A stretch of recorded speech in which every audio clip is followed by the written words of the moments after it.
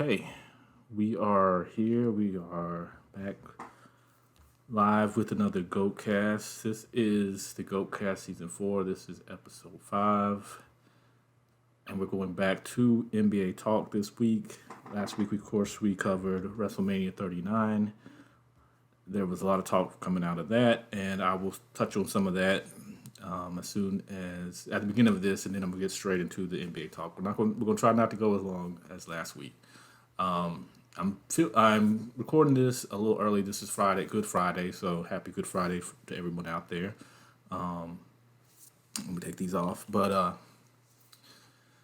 yeah, we are filming this Friday before the end of the regular season, so there could be a little bit of change when I talk about the playoffs round one, but probably not a lot. Pretty much the Western Conference and Eastern Conference are kind of set in stone where everybody's position going to be. There might be a slight change, but nothing really big. Sorry, it's spring has decided to go on vacation here where I live, and it's really cold, so I'm drinking some hot tea.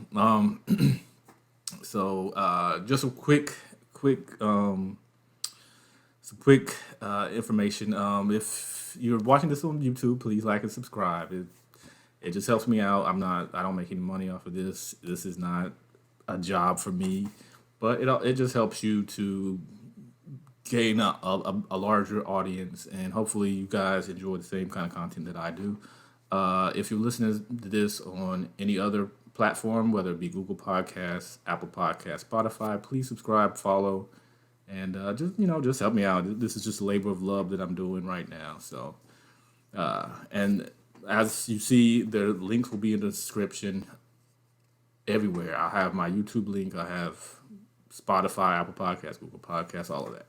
So, with getting that out the way, some quick entertainment news before I jump right into the NBA talk.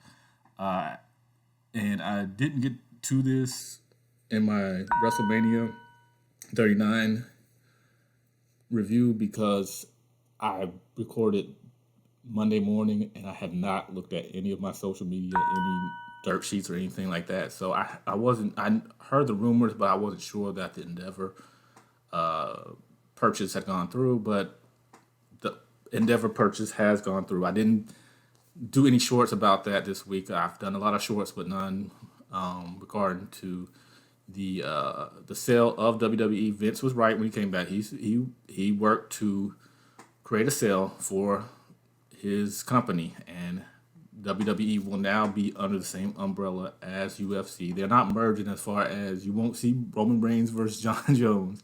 That's not the merger, but they will merge under one umbrella, which is Endeavor, and they'll have top executives on both sides, but they will have some crossover. So hopefully UFC fan base will get to see some of WWE stuff, and of course WWE fan base will get to kind of see what the UFC can do. So and with that came Monday's Raw, which I haven't really talked about. Many people have painted it as the worst Raw after WrestleMania ever. I'm not gonna go that far, but you could tell Vince's fingerprints were all over that. And I'm in a wait and see kind of situation as far as Vince, because I don't think Vince is going to go on the road and just travel to all these places and then, micromanage. But that could happen. You never know. So we'll see in the future. So we will see what happens with Vince. I watched Friday Night SmackDown, and it did not feel like a Vince produced or creatively input of Vince tonight. So we'll just wait and see. Also, I did a short. If you haven't seen it, go to my YouTube page. If you have, you'll know my feelings. I went to see Super Mario Brothers, the movie, and I will say that if you are a parent, have children, it's a great family movie. If you're an '80s baby like me, who played a lot of Mario, it's a good time. It's got a lot of nostalgia in it. It's very It's well done. The story isn't the greatest, but the visuals are great. Most of the action's pretty good, and they try to put in everything from all the Mario franchise. So it's a really fun movie. Go see it. I give it 2 thumbs up. It's not something. It's a good popcorn film. It's not nothing I'm going to rush to see again. And yeah, it's a lot of fun. So now we're going to jump into our NBA talk, and I want to start off with a little tangent that I don't really want to. Well, no, I do want to go on. And this is basically sports media. ESPN, Fox Sports. There's those are the two main sources, but there's a lot of them out there. And if you hear any background stuff, I got family over. It is a holiday and a Good Friday, so I don't have. Unfortunately, this used to be my office, but it's not anymore. So I'm working to rebuild this as my office. Anyway, so sports media. I saw it wasn't a meme, but it was more so a some information online that said that and I look this was probably the most women's NCAA basketball I've watched ever. But this was a great season for the women's NCAA teams, franchise, March Madness tournament, whatever. I watched that more than I watched the men's. I watched the men's first 2 rounds, and then I was like, none of the teams that I got any allegiance to are there, so I just stopped watching it. But there was some information that said that Iowa, which is probably mostly because of Caitlin Clark, who has been phenomenal this season. Iowa versus Stanford, I believe it was, had a higher rating than any NBA on ESPN game this season. I'll let that sink in. No NBA game on ESPN this season had higher ratings than a women's March Madness game. That's huge for them. But it is also indicative of where the NBA is at right now. And the All-Star game is one of the lowest. It had a very low viewership this year. The All-Star game is usually one of the highlights of the season. It was not. People didn't watch it. And I think a big part of that is that sports media has kind of ruined how do I put it? They've ruined what otherwise has been a great season because they only focus on a few teams. And you have to know what I'm talking about. Of course, the big chatter coming into the season is LeBron breaking Kareem Abdul-Jabbar's scoring record. We knew that was going to happen this season. Unless LeBron suffered some catastrophic injury or Father Time just completely took over and engulfed LeBron, he was going to break that record. So we got talking points on that every single day. He's inching closer. He's closer and closer. But they also focused on the Lakers completely. They had a terrible start to the season. And that translated into the media having to bring them up and focus on that team and analyze that team. And just a 2-10 team starting off the season was spoken of more than some of these breakout teams of the season. Who, if I feel like if sports media, excuse me, sorry, my allergies, but sports media had taken the time to really focus in on the Sacramento Kings. They don't have a superstar. They have De'Aaron Fox, but they don't have a true superstar. As they focus on Cleveland Cavaliers, who do, and Donovan Mitchell, these teams have been, really have changed the landscape of both of their conferences because those teams are now really, they've moved forward. Even the Memphis Grizzlies, who have been in the news for all the wrong things, but there's been no focus on them really, no focus on Denver and Nuggets. I mean, they talk about Jokic, and we'll get to the MVP race stuff later on, but they talk about him, but they don't talk about or speak about these other teams, and it's all about the Lakers. And then also early NBA season, Brooklyn Nets because of Kyrie and all his anti-Semitic, what they seem to feel was anti-Semitic social media posts. They jumped in on that, and then they jumped in on the team as a whole, and they had and all their drama with head coach Steve Nash getting fired and everything like that. So they focused in on Brooklyn Nets a lot. So you heard a lot of talk about them. You heard a lot of talk. You still hear a lot of talk about the Lakers, but you don't hear about the Nuggets. They may drop a little bit in there about Giannis and the Milwaukee Bucks. They may drop a little bit in there about the Boston Celtics, who I thought would be much more. They talk more about Ime Udoka and that scandal than they do about the play of the Boston Celtics. So why do you think that people aren't watching as much? Because they don't, because you're not feeding them information like you should. That's what sports media is for, is to talk about these great teams and these great matchups and what's good and what's going on that is impressive.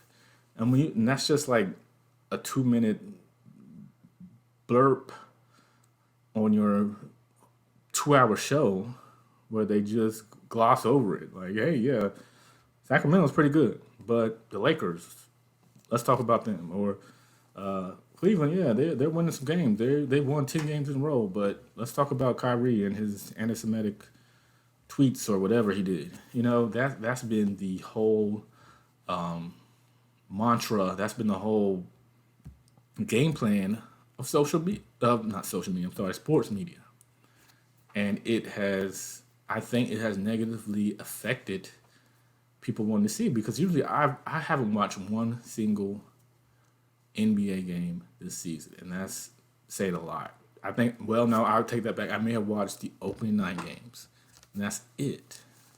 Because all I hear about is the Lakers. All I hear about or heard about were the Brooklyn Nets and Kyrie Irving. And unless you stay informed with those teams and with the NBA, they don't make the matchups mean anything or care. They make you care about LeBron. They make you care about the Lakers. They care about chastising Russell Westbrook, but they don't make you care about any of the games and any of the thing going on in the regular season. And even with some historic numbers, historic things happening, they gloss over it so much to jump to what LeBron and the Lakers are doing, or what KD's done, or what Kyrie Irving's done, or what, you know. So that's my little spiel on that. So yeah, the NBA has to. These playoffs are important because they have to deliver ratings wise, because they're going down a path that is probably going to be tough for them to jump out of, because you have LeBron's career winding down, you have Kevin Durant's career winding down, your stars like Luka struggling. Giannis has been great, and Jokic, but a lot of the NBA stars that are rising right now are foreign players, and a lot of times the American fan base doesn't get behind foreign players because we want the American-made guys. We want the Jordans. We want the Kobe's. We want the LeBrons. We're not going to jump for a Sabonis back in the day. Not the Sabonis in there now, but I can't remember his first name. The Yao Mings. You're not going to see a lot of people jumping to be a Yao Ming super fan. Not long term, and that's not. And Yao Ming is not a player, unless he's super flashy, that's going to draw the American eye. So, with that said, the NBA they're going to have to, and it's not their fault. It's not the NBA's fault, but sports media is going to have to. The higher ups and people are going to have to say our talking points have to gear more towards true analysis of what's going on instead of analysis of popular players or popular teams because you hurt the brand as a whole. So with that tangent out of the way, we are going to talk about the round one of the playoffs this year.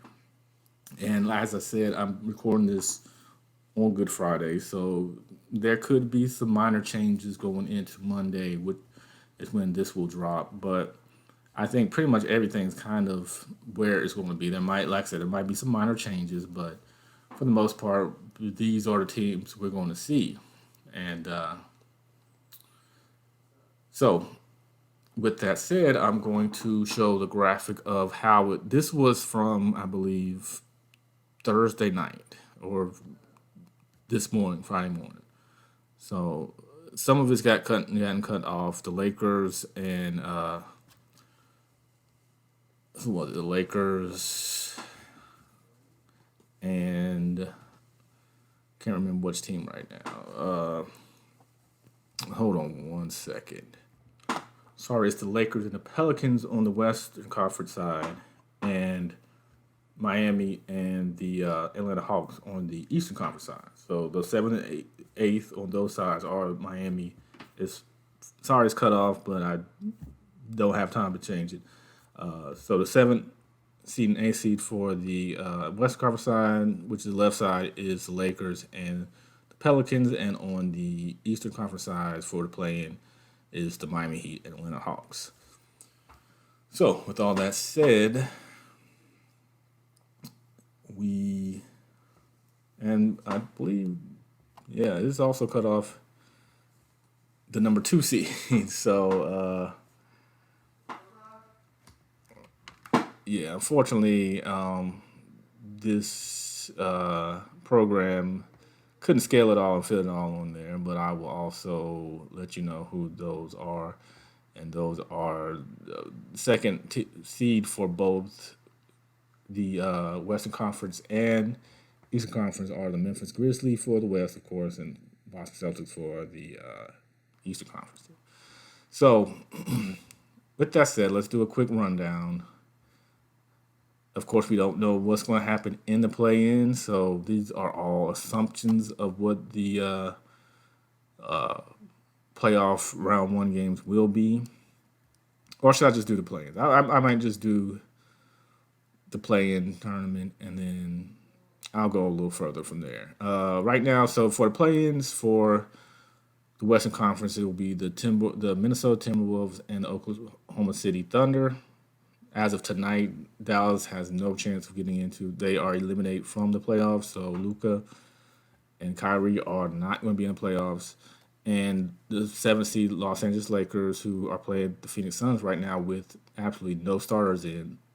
The Phoenix Suns have no starters playing, so the Lakers are fighting just to keep the record right, and they could possibly and most likely will play the New Orleans Pelicans. That is fighting for the 7th seed on the Western Conference side. And on the Eastern Conference side, we have the Toronto Raptors playing the Chicago Bulls. And for to get the 7th seed, we have Miami Heat playing Atlanta Hawks. So let's go through those real quick. And then I will just do a quick my picks for each of the playoffs.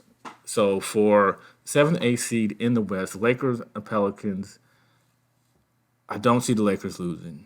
It would be huge if they lost. But the Pelicans will be without Zion. Zion's not going to be back in time for the play-ins. And even if he was, he probably wouldn't be a huge factor because he's been out I don't know how many games this season and from this specific injury. So I see the Lakers definitely getting the 7th seed. As far as the Timberwolves, Minnesota Timberwolves, OKC Thunder, I have to lean towards the Timberwolves the Thunder are explosive. They're an explosive team. They got rid of some guys that I thought they could that they could very much utilize going into this playoff season. But with that said, they're a very young team. The Timberwolves, while somewhat impressive this season, they traded away Donovan Mitchell, not Donovan Mitchell, but they acquired Rudy Gobert to work alongside Karl Anthony Towns, and I believe now they have Mike Conley. They should be able to put OKC away and get to the, if you want to call it, second round of the play-in tournament, in which they should be playing the New Orleans Pelicans, whom I think Minnesota should beat. So I have Minnesota making it to the eighth seed. I like New Orleans, but I just think they definitely need Zion back to really truly be a threat. And I just think Minnesota has all their pieces. Karl Anthony Thomas he's recovering and he's somewhat healthy, and they have Anthony Edwards, a rising star. They have Rudy Gobert, who is still decent on defense and is a true 7-footer, so he's a big man. So I believe they will sneak into the playoffs and get the eighth seed. On the Eastern Conference side, I do believe that for the seventh, eighth, the Hawks just, to me, underachieved this season. They traded for DeJounte Murray, who was an all-star in the 2021-2022 season. Trae Young, I thought that duo would really light it up, but they haven't.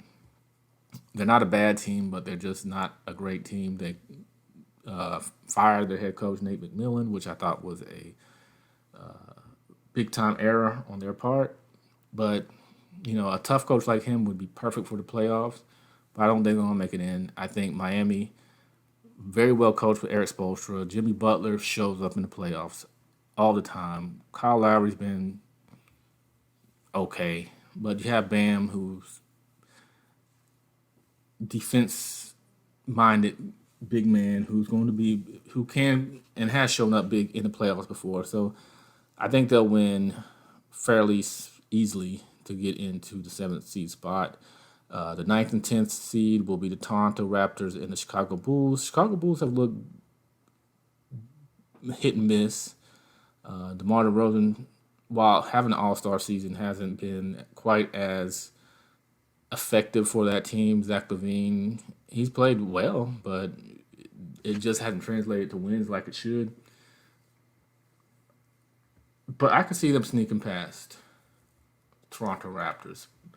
Pascal Siakam, Fred VanVleet's been no-show for the last couple of games and just hasn't been what he once was, which was a fringe, maybe all-star. So I see the Bulls maybe with Vucevic, Levine, and DeRozan all kind of, if they all come and they all contribute, I think they'll get past Toronto, which will lead to Toronto playing the Atlanta Hawks. I mean, not Toronto, sorry. The Chicago Bulls playing the Atlanta Hawks. And I'm once again going with the team that probably shouldn't win, which is the Bulls, who are right now at the 10th seed. But I think they're going to muscle their way into the playoffs and get that 8th seed over the Atlanta Hawks. I'm just not very impressed with the Atlanta Hawks this season, and I don't think they have what it takes to really make it to the into the playoffs. So now I'm going to rapidly try to predict the first round of the playoffs. So we said that Lakers should get the 7th seed and Minnesota should get the 8th seed out west. So we're going to I'm going to do the Western Conference first. Denver Nuggets 1st seed versus 8th seed Minnesota. I got Denver in 5. I think Minnesota will still win in that. Denver's been struggling a little bit. Minnesota does have some size and some explosive players. So I think they'll muster up one, but I think Denver will get past them in 5. Fourth, fifth seed matchup, which is going to be a good one. Unfortunately, it's going to be the fourth seed Phoenix Suns against the fifth seed Los Angeles Clippers. Fortunate for the Clippers, Paul George will not be ready for the first round. If he was, this will probably be a whole lot closer, but I see Phoenix taking this in 6. I know that's a lot, but I think the Clippers defense and the Clippers toughness and the Clippers coaching will get them 2 games. And the Suns will figure them out. The Suns have a solid coach, great starting lineup. Their bench could use some help, but I think with KD somewhat healthy and Chris Paul and Devin Booker, it's just going to be too much firepower for the Clippers and DeAndre Ayton, who's not been bad this season. So I feel like that's going to go 6 games, but it's going to be an exciting playoff series. Next, we have the third seed Sacramento Kings against the 6th seed Golden State Warriors. They, of course, are the defending champions. Have had a less than stellar season this year, but they know what to do on the in the playoffs. So all of that could be for naught. But I'm going to go with the Sacramento and Golden State. Golden State has been abysmal on the road this season. With that said, I think that the Sacramento Kings might be able to pull this off. But I don't want to give them a Game 7 win. I just don't think they're prepped and ready for a Game 7 against a veteran team like Golden State. So I'm flip-flopping. I'm going to say Golden State wins this in 7. I think this goes all 7 games. Golden State will get some big wins. Sacramento will tough some out. But in the end, I think Golden State, having that veteran presence on their team with Steph, Clay, Draymond, players that have been there, done that several times over, they're going to get it done. And, of course, it's cut off on this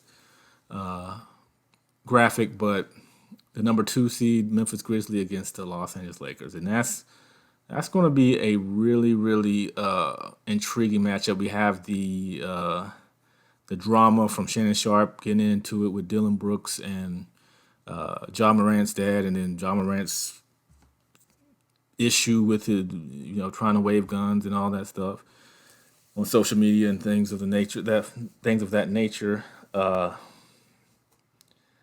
That screams 7-game series as well. And if it goes 7, I can't bet against LeBron and the Lakers. I really can't. But I am. Memphis Grizzlies win in a hard-fought 7-game series where it just comes down to the youth, but the continuity of the Memphis Grizzlies. The Lakers are still just they've had a few months to work together, but you've had LeBron out for a while, and then I just think, and then we shorten the bench up, I think it's going to, and slow the game down, definitely. But a team like the Memphis Grizzlies has a lot of weapons, as do the Lakers. And they have probably the ultimate weapon in LeBron James and Anthony Davis. But when it's all said and done, I just think the Grizzlies have shown that they do have the tools to get it done. And I think they'll get it done. I think that this will be some ammo for the Lakers for the next season. But I have the Memphis Grizzlies going over the Los Angeles Lakers in 7 games. So let's quickly go out east. I said I wasn't going to go as long as last episode, so I'm going to try to not do that. So the first seed Milwaukee Bucks will play who I said was going to get out to play in the A seed, and that's the Chicago Bulls. Milwaukee 4-0. If Giannis healthy, the team healthy, that team is just too well constructed, well coached for me to worry about them against the Bulls. Four seed Cleveland Cavaliers, New York Knicks. Knicks have really been a surprise team this year. They got Jalen Brunson from the Dallas Mavericks, and he's been a big help right now. They do have an injury to Julius Randle. I got to check, but I think he'll be back by playoff time. And as much as he's been a beast this season, I still think Cleveland will win this. I think Cleveland gets by the New York Knicks in 5 games. The Knicks, for as good as they are, and they have a scrappy team. I just think Cleveland is very well constructed with Donovan Mitchell there, Jared Allen, Darius, I can't think of his last name, but yeah, they have a ton of weapons, and they're well equipped to go far this season and for the next few seasons. As long as they don't do any crazy trading or guys don't get greedy and want to get out and go somewhere else, they should be set for a while. So I think they'll manage to win this their first round series against the Knicks. Sixers with Joel Embiid, James Harden against the 6th seed Nets. That's surprising, although the Nets aren't bad with Mikal Bridges, Cam Johnson, and Spencer Dinwiddie, who they got from Phoenix. I'm trying to think on the fly. But yeah, Phoenix traded all of those for Kevin Durant. Those solid nucleus, but those guys definitely aren't going to get you a playoff win. I think the Sixers win in 5. I think the Nets might pull off 1, but I think Joel Embiid and those boys will just be too much for the Brooklyn Nets. And lastly but not least, of course, it's been cut off, but the second team in the East is the Boston Celtics, and they should be playing the Miami Heat. That's going to be a tougher series than some people will think, and I think that it goes 6 games. I don't think it'll go to full 7. I think Boston will win in 6, and they'll have a tough time managing Jimmy Butler, Bam, and that crew out there. So, quick review. I said Denver will win, Phoenix will win, Golden State will win, and Memphis will win out west. The Milwaukee Bucks will win in the East first round. Cleveland Cavaliers, Philadelphia 76ers, and the Boston Celtics. So let's go really, really quick into the MVP race because I want to talk a little bit about that. Right now, the favorite is Nikola Jokic, even though many have pointed out where Joel Embiid with that big 52-point game against Boston should be. I'm under the impression that Giannis doesn't get a fair shake in this because I feel like he's doing, and I can't get to the numbers right now because it's on my phone and I'm using my phone for something else, but I believe Jokic is averaging a triple-double, while Embiid's averaging 33 points and I believe it's 12 rebounds. That's big. And Giannis is also averaging in the 30s, I believe 11 rebounds, something around there. So they're all close. I think because Milwaukee is such a well-constructed team that Giannis kind of gets overlooked because even when Giannis isn't there, they can blow out teams because they're just well-constructed. I think Embiid is definitely so that's why I think it's a 2-man race between Jokic and Embiid.